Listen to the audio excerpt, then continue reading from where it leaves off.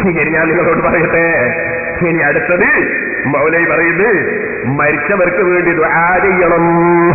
ഓരോന്നോരോന്ന് നാളാകത്ത് വന്നിട്ട് ശരിയാകാണ്. ശരിക്കും മനസ്സിലാക്കണം. നിങ്ങൾ മരിച്ച വീട്ടിൽ നിന്ന് ദ്വാരക്കുമ്പോൾ പരിഹസിക്കുന്നവരല്ലേ ഇവർ? മരിച്ച വീട്ടിൽ നമ്മൾ ദ്വാരക്കുമ്പോൾ കൈ ഉയർത്തുമ്പോൾ കൈ ഉയർത്താത്തവല്ലേ അവരല്ലേ ഇവർ? ഇപ്പൊ ഇവിടെ വന്നിട്ട് പറയുന്നത് മരിച്ച മയ്യത്തിന് വേണ്ടി ദുആ ചെയ്യണം മക്കളെ. എന്താ കാരണമെന്നറിയോ? ഞാനൊരു ഹദീസോടി, ഇദാ ഹദർതുൽ മരീളാബിൽ മയ്യിത ഫഖൂലു ഖൈറാ. നിങ്ങൾ മരണം ആസന്നമായ രോഗികൾ, ആ രോഗികളെ സമീപത്തോ മരിച്ചവരുടെ സമീപത്തോ എത്തിയാൽ ഖൈറായത് ചൊല്ലണേ എന്ന് അല്ലാഹുവിന്റെ റസൂല് പറഞ്ഞിട്ടുണ്ട്. ഏറ്റവും ഖൈറായ വചനമാണ് ലാ ഇലാഹ ഇല്ലല്ലാഹ്. അതുകൊണ്ട് മരിച്ച മയ്യിത്തിനെടുക്കൽ ഖൈറായ ചൊല്ലണം എന്ന് റസൂലുള്ള പറഞ്ഞപ്പോ ഏറ്റവും ഖൈറായത് ലാ ഇലാഹ ഇല്ലല്ലാഹ് വരുമ്പോ ലാ ഇലാഹ ഇല്ലല്ലാഹ് ചൊല്ലണം എന്ന് സാധുവായ ഞാൻ പറഞ്ഞു. കാരണം നമ്മളെ ഇമാമികളെ കിതാബൊന്നും തെളിവ് പറഞ്ഞാൽ ഇവർക്ക് പറ്റൂല. ഹദീസിന്റെ ലഫ്ദ് തന്നെ കിട്ടണമല്ലോ. അവിടെ ഹദീസിന്റെ ലഫ്ദ് തന്നെ ഞാനങ്ങ് പറഞ്ഞു. അപ്പൊ സഹോദരന്മാരെ ചിന്തിക്കണം. മൗലവി പറയുന്നു മുസ്ലിയാര് കട്ടുവെച്ചതാണ്. ഫൈനൽ മലായിക്കത്തെ യുഅമ്മിനൂന അലാ മാ തഖൂലൂന. നിങ്ങൾ ചൊല്ലുന്നതിന് മലക്കുകൾ ആമീൻ പറയുമെന്ന് അതിന്റെ ശേഷമുണ്ട്.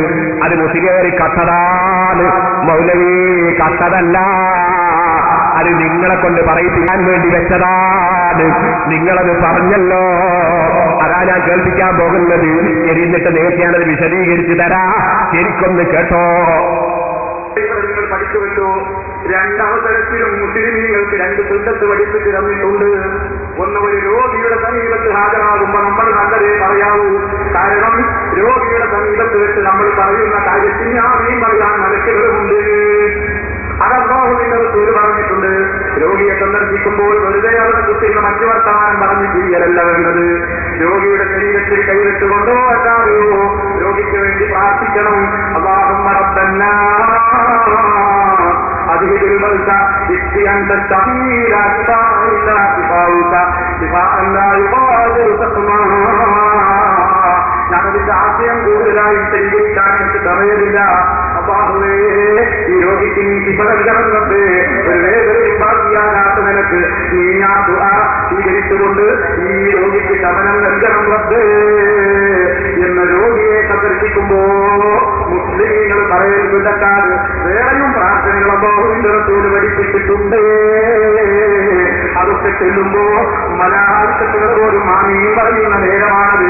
അതുകൊണ്ട് രോഗിയുടെ സമീപത്ത് ചെന്നാൽ നിങ്ങൾ കൈകളെ പറയാവൂ.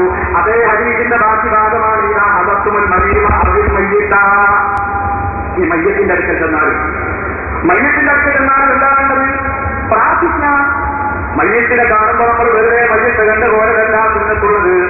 മയ്യത്ത് കണ്ട പോലെയുള്ള ഒരു വലിയ പുണ്യമൊന്നുമില്ല. സുഹൃത്തുക്കളെ, ജനാസയുടെ അരികിൽ നമ്മൾ ഹാജരാകുമ്പോൾ ചെയ്യേണ്ടത് അല്ലാഹുവിന്റെ റസൂലതാ അബൂ സലമത്ത് റളിയല്ലാഹു തആല വഫാത്തായപ്പോ റസൂലുള്ള അബൂ സലമത്തിന്റെ അരികിലേക്ക് പ്രവേശിച്ചിട്ട് അബൂ സലമത്ത് റളിയല്ലാഹു തആലയുടെ വേണ്ടി ദുആ ചെയ്ത സംഭവം നമുക്ക് സഹിഹായ ഹദീസിന്റെ ഗ്രന്ഥങ്ങളിൽ കാണാം.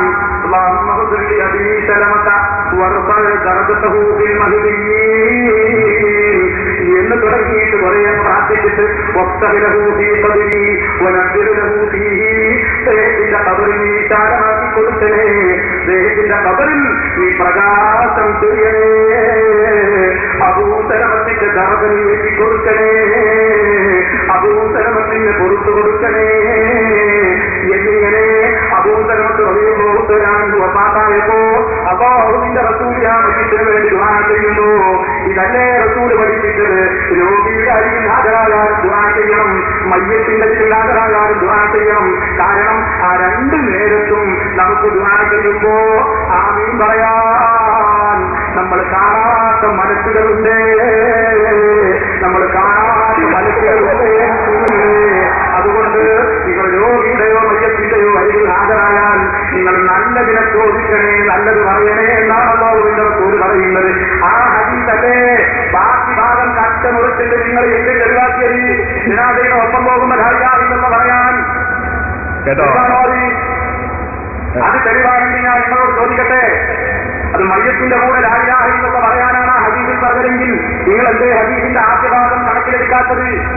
ആദ്യ ഭാഗത്ത് ഇതാ ഹദത്തുൽ മയ്യിത്താണല്ലോ ആദ്യം പറഞ്ഞത്, ഇതാ ഹദത്തുൽ മയ്യിത്താണല്ലേ. അപ്പൊ ആദ്യം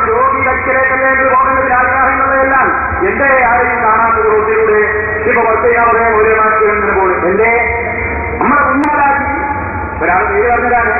ഉദാഹരണത്തിൽ നമ്മളെ കുഞ്ഞമ്മരാജി രോഗിയായി കിടക്കുകയും അയാളുടെ ഞങ്ങൾ രാജാവിനുള്ള എല്ലാം പോവുക ഒറ്റ മൗലികയുണ്ടാ പോകാത് അതല്ലെങ്കിൽ അതിന് പോലെ ചെയ്യാൻ.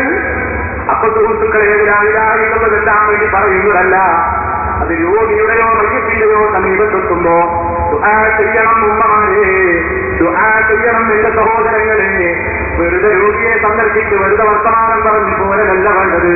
മയ്യത്ത് സന്ദർശിച്ച് വെറുതെ പോരല്ല വേണ്ടത്. ദുആ ചെയ്യണേ. ഇത് മുജാഹിദിന്റെ പേരിൽ എന്ന് തന്നെ ഞാൻ പറയുന്നത് സംശയിക്കേണ്ട. നിങ്ങൾ ഈ പാവപ്പെട്ട ജനങ്ങളെ പറ്റിക്കാറില്ലേ? മുജാഹിദിന്റെ സ്ഥാപനങ്ങളിലേക്ക് വിടേണ്ട മക്കളെ വിടരുതെന്ന്. കാരണം രോഗിക്ക് വേണ്ടിയോ മരിച്ചവർക്ക് വേണ്ടിയോ ദുആ ചെയ്യാൻ അവർ കൂട്ടാക്കാത്തവരാണ് എന്ന് പറഞ്ഞ് നിങ്ങൾ പറ്റിക്കാറില്ലേ? ആ ദുഷ്പ്രചരണത്തിന്റെ കടക്കൽ കൂടി ഇതായതോടുകൂടി കത്തിവെക്കപ്പെട്ടിരിക്കുന്നു. മുജാഹിദിന്റെ ആശയത്തിന് കത്തിവെക്കപ്പെട്ടിരിക്കുന്നു. മരിച്ച മയ്യത്തിന്റെ അടുക്ക പോയി മയ്യത്തും കണ്ടുപോന്നാ പോരാ, ദ്വാ ചെയ്യണേ എന്ന് മൗലവിയെ കൊണ്ട് നാദാപുരത്തുനിന്ന് പറയിപ്പിച്ചു. ചിലര് ചോദിക്കും, എന്താ ജന്നന പ്രസംഗത്തിന്റെ നേട്ടം? ജന്നനത്തെ പ്രസംഗത്തിന്റെ നേട്ടം ഇങ്ങനെ മൗലവിമാരെ കൊണ്ട് ഏത്തയിരിക്കൽ തന്നെ. ഈ സഹോദരന്മാരെ അയാൾ പറഞ്ഞു, നിങ്ങൾ മനസ്സിലാക്കിയോ? അയാൾ ഗണ്ണനം കേട്ടോ? നിങ്ങൾ ഇദാ ഹലർത്തുൽ മരീളാവിൽ മയ്യിത ഫഖൂലൂ ഖൈറാ എന്നല്ലേ ഉള്ളത്. അതല്ലേ ഞാൻ ഉദ്ധരിച്ചത്. അതിനയാൾ പറയണ ലാ ഇലാഹ ഇല്ലല്ലാഹ് ചൊല്ലുന്നതിന്റെ തെളിവല്ല, മരിച്ച മയ്യിത്തിനടുക്കലെത്തിയാ പ്രാർത്ഥിക്കുന്നതിന് തെളിവാണ്. മൂപ്പരെന്നിട്ടൊരു പ്രാർത്ഥനയും പറയുന്നു, അല്ലാഹുമ്മ അദീൽ ബൽസ റബ്ബന്നാസ്. അതൊരു മന്ത്രമാണ് മൗലവി. അതുകൊണ്ട് മൗലവി തന്നെ ഇടക്കങ്ങ് പറഞ്ഞുപോയി, രോഗിയുടെ ശരീരത്തിൽ കൈവച്ചുകൊണ്ട് പ്രാർത്ഥന. മൗലവി പ്രാർത്ഥിക്കുമ്പോൾ കൈ മേൽപോട്ടുയർത്തുകയല്ലേ വേണ്ടത്. അപ്പൊ നിങ്ങളോട് തന്നെ പറഞ്ഞുപോയി, രോഗിയുടെ ശരീരത്തിൽ കൈവച്ചുകൊണ്ട്, രോഗിയുടെ ശരീരത്തിൽ കൈവെക്കുന്നതും ഈ നാവ് കൊണ്ട് മന്ത്രം ചൊല്ലുമ്പോ ഈ കൈക്ക് ബറക്കത്തുള്ളത് കൊണ്ടാണ്. മൗലവി പഠിച്ചു വെച്ചോ, അത് നിങ്ങളെ നാവ് കൊണ്ട് പറയിപ്പിച്ചു. ഇനി ഞാൻ നിങ്ങളോട് പറയട്ടെ, അല്ലാഹുമ്മ അദ്ഹിബിൽ ബൽസ റബ്ബന്നാസ് ഫി അൻത ശാഫി ലാ ശിഫാഅ ഇല്ലാ ശിഫാഉക ശിഫാഅൻ ലാ യുഗാദിറു സഖമാ. അത് അല്ലാഹുവിന്റെ റസൂല് പഠിപ്പിച്ച മന്ത്രമാണ്. നിങ്ങൾ കേൾക്കാറില്ലേ അബ്ദുല്ലാഹി ഇബ്നു മസ്ഊദ്? ആ അബ്ദുല്ലാഹി ഇബ്നു മസ്ഊദ് റളിയല്ലാഹു അൻഹുവിന്റെ ഭാര്യ മുസ്ലിമല്ലാത്തൊരു യഹൂദിയുടെ നൂല് വന്നിരിച്ചു കെട്ടിയപ്പോ മഹാനവറുകൾ അത് വലിച്ചെറിയാൻ പറഞ്ഞില്ലേ? കാരണം അദ്ദേഹം ചൊല്ലുന്ന മന്ത്രം ഇസ്ലാമികമല്ല.